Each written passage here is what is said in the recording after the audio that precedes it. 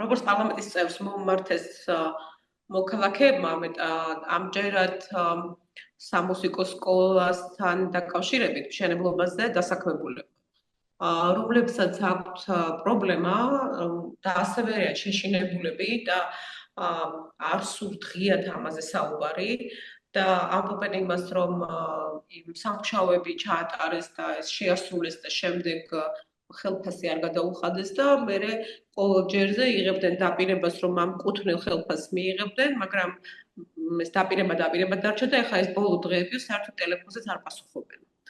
აი, ეს არის ის, რასაც მე მეუბნებიან ეს მოქალაქეები.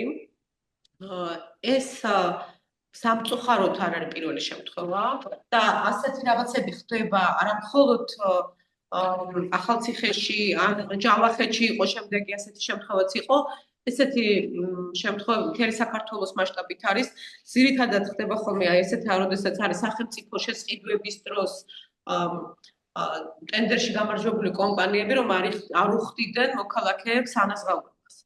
და რეალურად ეს იმასაც ადასტურებს, რომ ძალიან ბევრი სწორედ ესეთი სახელმწიფო შესყიდვა და ტენდერი კორუფციულად შედგა.